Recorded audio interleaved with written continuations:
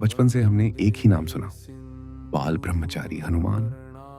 वो देवता जिसने कभी अपने लिए कुछ नहीं चाहा। लेकिन अगर मैं कहूं कि उसी हनुमान जी की पत्नी के साथ आज भी पूजा होती है, एक ऐसा मंदिर जहां नए शादीशुदा जोड़े रोते हुए नहीं, शांति और संतुलन की दुआ लेकर आते हैं, तो क्या हमारी आस्था अधूरी कहानी जानती रही? आज की ये कथा सिर्फ रहस्य नहीं, हनुमान जी के त्याग, मौन प्रेम और ब्रह्मचर्य की सबसे गहरी सच्चाई है। कुछ कथाएं सुनी नहीं जाती, वे ब्रह्मांड की तरह अनुभव की जाती हैं, और कुछ देव इतिहास नहीं, युग रचते हैं। यह कथा है उस महावीर की, जिसकी शक्ति पर्वत उठाती है, लेकिन जिसका जीवन संयम से संचालित होता है। आज हम उन सवालों से पर्दा उठाएंगे जिन्हें सदियों तक या तो अनदेखा किया गया, या जिन पर कभी खुलकर बात ही नहीं हुई। हम जानेंगे हनुमान जी की 3 पत्नियों की असली कहानी, और यह भी कि विवाह के बाद उनका जीवन किस दिशा में चला गया, क्योंकि रामायण की कथाओं में उनका उल्लेख जानबूझकर बहुत सीमित रखा गया। और अंत में हम उस रहस्य को भी समझेंगे जिसके कारण विवाहित होने के बावजूद हनुमान जी को आज भी अखंड ब्रह्मचारी कहा जाता है। हनुमान जी का जीवन केवल अपार बल और निष्कलंक भक्ति की कथा नहीं है, वह ज्ञान, अनुशासन और आत्मबोध की एक मौन साधना भी है। युवा अवस्था में ही हनुमान जी समझ गए थे कि केवल शक्ति से संसार नहीं जीता जा सकता, बल के साथ बुद्धि और भक्ति के साथ ज्ञान आवश्यक है। इसी बोध ने उन्हें ब्रह्मांड के महानतम गुरु सूर्यदेव की शरण में पहुंचाया, जहां से हनुमान जी का जीवन एक योद्धा से पूर्ण योगी बनने की ओर अग्रसर हुआ। हनुमान जी ने अपनी गति को सूर्य के समान कर लिया। वे सूर्यदेव के साथ साथ आकाश में भ्रमण करते हुए एक एक कर सभी विद्याओं का ज्ञान प्राप्त करने लगे। इन विद्याओं में व्याकरण और ज्योतिष के साथ पद्म, महापद्म, शंख, मकर, कच्छप, मुकुंद और कुंद जैसी गूढ़ और रहस्यमयी विद्याएं सम्मिलित थीं, जो केवल बौद्धिक ज्ञान नहीं बल्कि आध्यात्मिक विकास से भी गहराई से जुड़ी थी। पर सूर्यदेव ने स्पष्ट किया कि इनमें से 4 विद्याएं ऐसी थीं जिन्हें विवाह के उपरांत ही प्रदान किया जा सकता था, क्योंकि उनका संबंध जीवन के सूक्ष्म नियमों, संयम और उत्तरदायित्व से था। यह सुनकर हनुमान जी ने हाथ जोड़कर कहा, प्रभु, मैंने आजीवन ब्रह्मचर्य का व्रत लिया है, मैं इस विद्या को ग्रहण नहीं कर सकता। तब सूर्यदेव ने गंभीर स्वर में समझाया, वत्स, इस अंतिम विद्या के बिना शेष सभी विद्याएं अधूरी रह जाएंगी। यह सुनकर हनुमान जी चिंतित हो उठे। तब सूर्यदेव ने एक दिव्य समाधान निकाला। अपनी तेजस्वी शक्ति से उन्होंने एक कन्या का सृजन किया, जिसका नाम रखा गया सुवर्चला, अर्थात दिव्य तेज और प्रकाश से युक्त। सुवर्चला कोई साधारण कन्या नहीं थी, वह सूर्यदेव के तेज से उत्पन्न हुई थी। इसी कारण उन्हें सूर्यदेव की पुत्री कहा जाता है। हनुमान जी और सुवर्चला का विवाह किसी सांसारिक दाम्पत्य की स्थापना के लिए नहीं, बल्कि एक औपचारिक और पूर्णतः प्रतीकात्मक संस्कार था। इसका उद्देश्य न तो गृहस्थ जीवन अपनाना था और न ही किसी भौतिक बंधन में बंधना। यह विवाह केवल ज्ञान की पूर्णता के लिए किया गया था। इस औपचारिक विवाह के उपरांत हनुमान जी ने सूर्यदेव से 9वीं और अंतिम विद्या भी प्राप्त की, जिसके साथ ही उनकी शिक्षा पूर्ण हुई।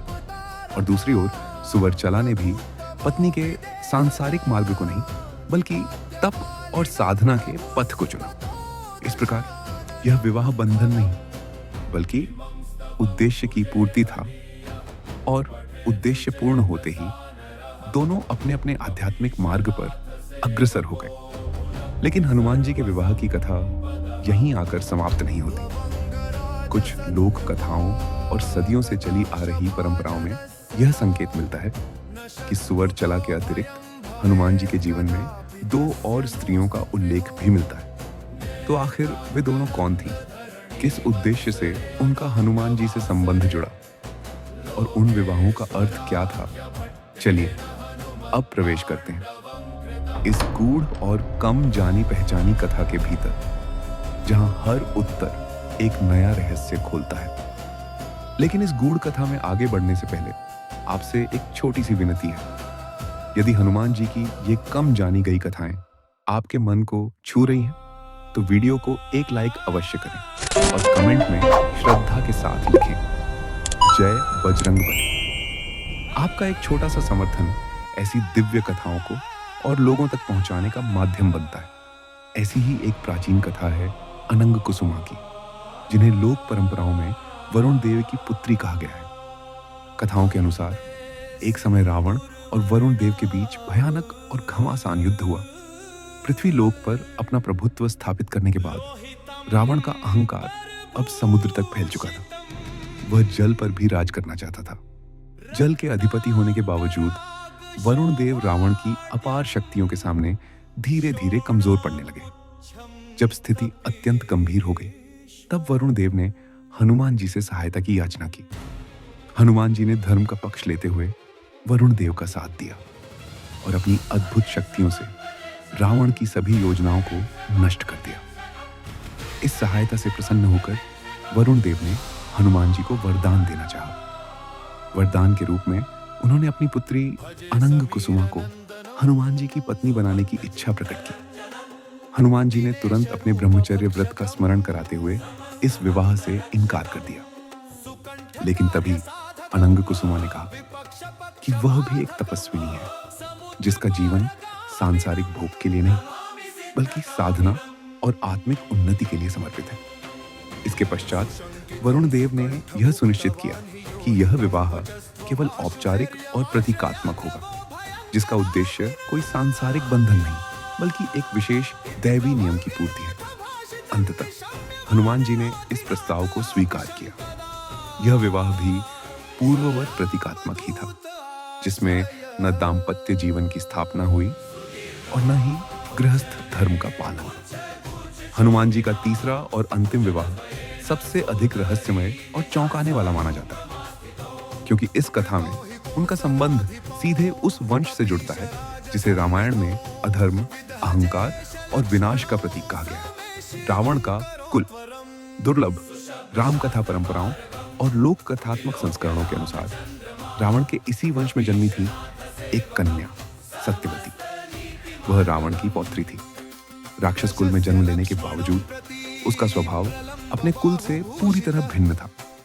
बचपन से ही सत्यवती के मन में धर्म, करुणा और सत्य के प्रति अटूट श्रद्धा थी।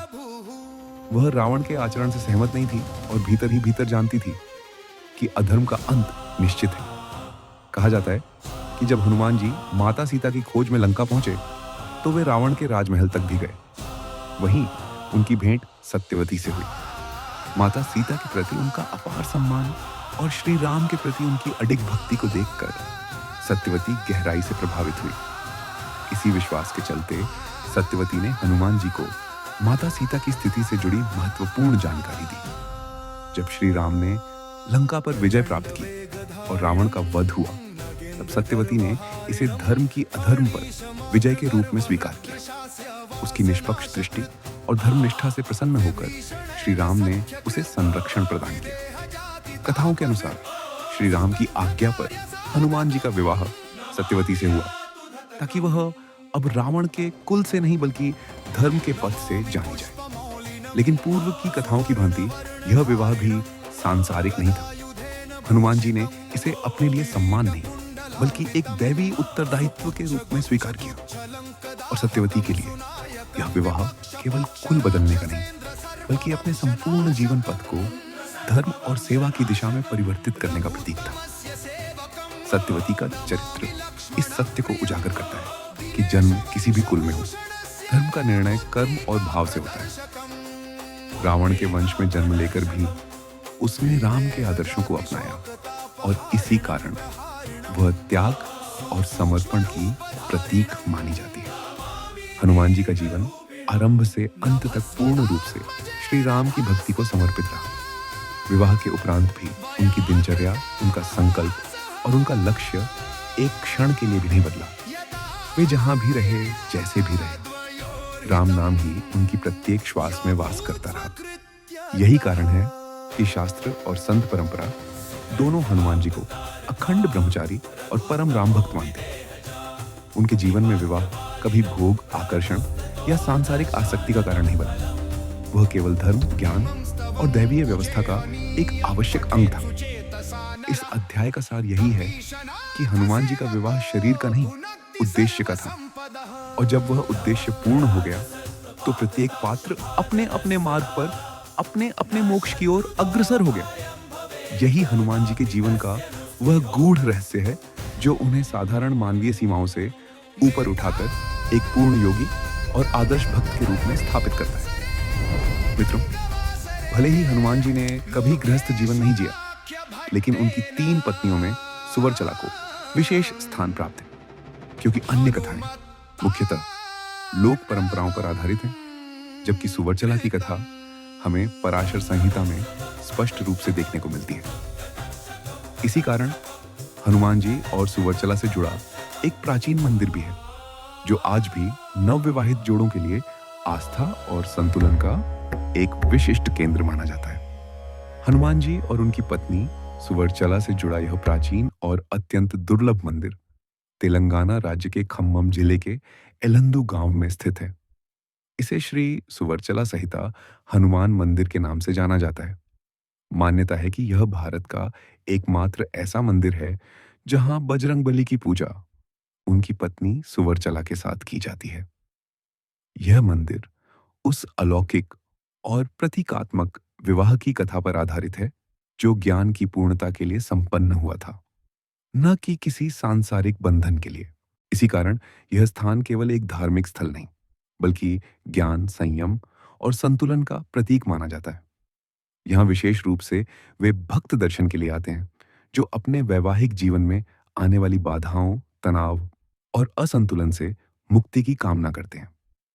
लोक आस्था के अनुसार हनुमान जी और सुवर्चला की संयुक्त उपासना दाम्पत्य जीवन में समझ, धैर्य और मानसिक स्थिरता प्रदान करती है। यही कारण है कि यह मंदिर नव विवाहित जोड़ों के लिए आज भी एक विशेष आस्था केंद्र बना हुआ है। वीडियो के अंत में आपसे एक विनम्र निवेदन है। यदि यह कथा, इसका भाव और इससे जुड़ा गूढ़ ज्ञान आपके मन को स्पर्श कर पाया हो, तो कृपया वीडियो को लाइक करें और ऐसे ही दुर्लभ व शास्त्र सम्मत विषयों के लिए चैनल को सब्सक्राइब अवश्य करें। आपका समर्थन ही इन पवित्र कथाओं को और लोगों तक पहुंचाने की शक्ति बनता है। जय श्री राम, जय बजरंगबली।